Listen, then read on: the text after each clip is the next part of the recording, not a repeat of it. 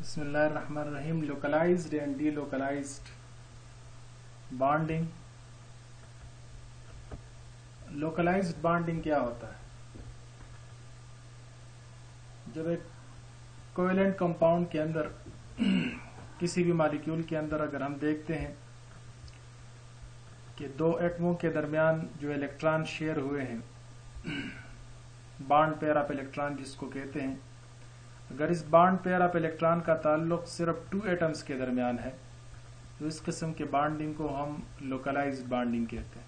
ये हमारे साथ मीथेन है और मीथेन में कार्बन के जो 4 इलेक्ट्रॉन इसने शेयर किए हैं हाइड्रोजन्स के साथ, इसमें आप कोई भी पेयर देख ले, कार्बन की तरफ से हमने डॉट पे शो किया है, हाइड्रोजन की तरफ से हमने क्रॉस पे शो किया है, तो ये चारों पेयर जो है ये लोकलाइज्ड है। क्योंकि इसमें से आप कोई भी पेयर देख ले, अगर ये पेयर हम देखना चाहते हैं तो इस पेयर का ताल्लुक सिर्फ इन दो एटम्स के दरमियान है, कार्बन और हाइड्रोजन के साथ, बाकी के साथ इसका ताल्लुक नहीं है। तो ये जो चारों सिग्मा बॉन्ड्स है कार्बन और हाइड्रोजन के दरमियान, ये चारों लोकलाइज्ड है। नेक्स्ट अगर हम एग्जांपल देखें यहाँ पर प्रोपीन के हवाले से हैं, तो इसमें प्रोपीन में भी जितने भी बॉन्ड्स आप लोगों को नजर आ रहे हैं बॉन्ड पेयर, ये सारे के सारे लोकलाइज्ड है। पाई बॉन्ड डी लोकलाइज्ड है दोनों कार्बन के दरमियान, बाकी इस पेयर का ताल्लुक किसी तीसरे कार्बन या दूसरे किसी हाइड्रोजन के साथ नहीं है। इसी तरह कार्बन कार्बन के दरमियान जो सिग्मा बॉन्ड है या कार्बन हाइड्रोजन के दरमियान जो बॉन्ड है, ये सारे के सारे बॉन्ड जो है लोकलाइज्ड है। तो लोकलाइज बॉन्ड हम उसको कहते हैं जिसका ताल्लुक सिर्फ टू एटम्स के साथ हो, बाकी एटम्स के साथ उसका ताल्लुक ना हो, तो ऐसे बॉन्ड को लोकलाइज्ड बॉन्ड कहते हैं। इसी तरह हमारे साथ लोकलाइज्ड चार्ज की भी बात है, localized pair of electron, localized unpair of electron. इन तीनों की जब बात हो रही हो, चार्ज की, पेयर ऑफ इलेक्ट्रॉन की या अनपेयर ऑफ इलेक्ट्रॉन की, तो उसको हम लोकलाइज्ड तब कंसिडर करेंगे जब एक मॉलिक्यूल के अंदर सिर्फ ये एक ही एटम के ऊपर अपीयर हो रहे हो, तो उसको कहते हैं लोकलाइज्ड चार्ज। जिस तरह ऑक्सीजन के ऊपर इस मॉलिक्यूल इस आयन के अंदर सिर्फ ऑक्सीजन पे माइनस चार्ज है तो ये लोकलाइज्ड है। इसी तरह यहाँ पर भी नाइट्रोजन के ऊपर जो माइनस चार्ज है ये भी लोकलाइज्ड है। अभी हम आते हैं डीलोकलाइजेशन की तरफ कि डीलोकलाइजेशन क्या होता है। तो डीलोकलाइजेशन में जब शेयर्ड इलेक्ट्रॉन का ताल्लुक मोर देन टू एटम्स के साथ हो तो ऐसे बॉन्डिंग को हम डीलोकलाइज्ड बॉन्डिंग कहते हैं। इस तरह आप लोगों को यहां पर नजर आ रहा है 1,2-ब्यूटाडाइईन, ये एक मॉलिक्यूलर कंपाउंड है और इसमें 2 डबल बॉन्ड है। अगर इसमें आप हर एक कार्बन को देख ले तो हर एक कार्बन पाई बॉन्ड में इन्वॉल्व है। ये एक लेविस स्ट्रक्चर के अंदर आप लोगों को साफ नजर आ रहा है। हर एक कार्बन sp2 हाइब्रिडाइज्ड है। तो sp2 हाइब्रिडाइज्ड में ये जो ब्लैक लाइन है ये तो सारे सिग्मा बॉन्ड्स है जो कि लोकलाइज्ड है, लेकिन इसके साथ जो अनहाइब्रिड p ऑर्बिटल है, जिस तरह आप लोगों को ऊपर स्ट्रक्चर में नजर आ रहा है कि इस स्ट्रक्चर के अंदर तो ये लोकलाइज्ड बॉन्ड शो हो रहे हैं, लेकिन ये इसका रियल स्ट्रक्चर नहीं है लेयर स्ट्रक्चर, बल्कि इसका असल स्ट्रक्चर जो है वो इससे मुख्तलिफ है। उसमें ये अनहाइब्रिड ऑर्बिटल जो आप लोगों को नजर आ रहे हैं, ये चारों अनहाइब्रिड ऑर्बिटल जो है आपस में ओवरलैप करके डीलोकलाइज्ड बॉन्ड बनाता है।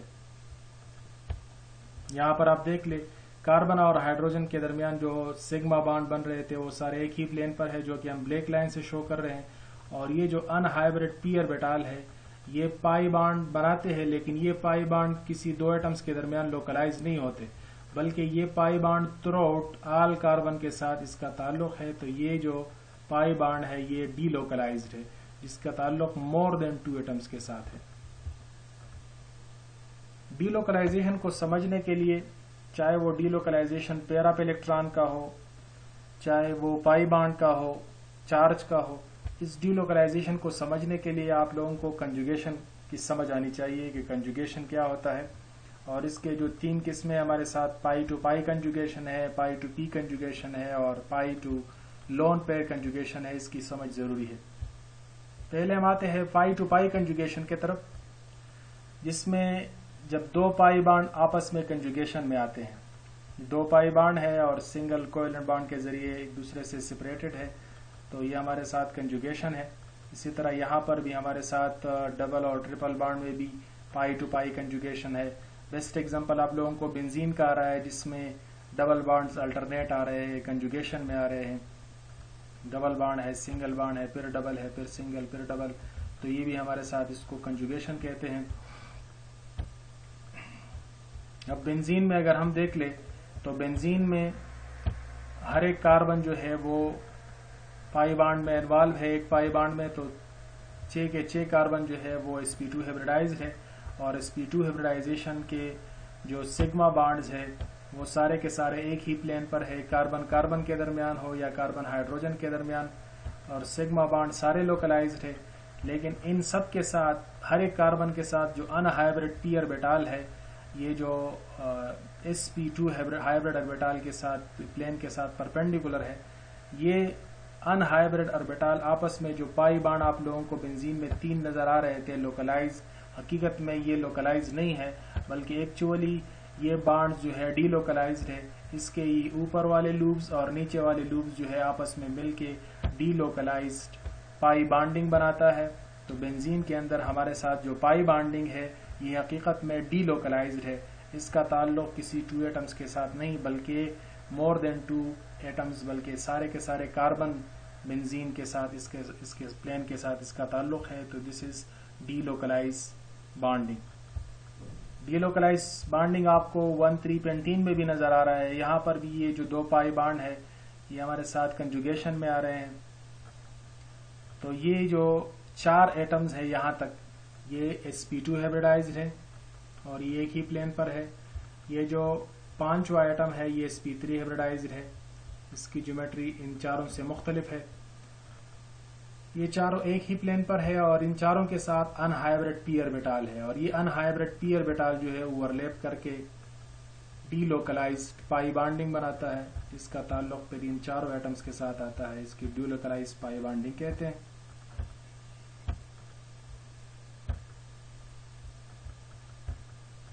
अब हम नेक्स्ट बात करते हैं पाई टू लोन पेयर कंजुगेशन की। जब हमारे साथ लोन पेयर और पाई बॉन्ड जो है ये कंजुगेशन में आते हैं, आप लोगों ने पहले पढ़ा होगा कि नाइट्रोजन इस केस में इसके साथ 3 एटम्स हैं, 2 हाइड्रोजन है और 1 कार्बन के साथ अटैच है, तो 3 एटम्स है और एक इसका लोन पेयर है, तो वैल्यू 4 आ रही है। और इस केस में नाइट्रोजन sp3 हाइब्रिडाइज है।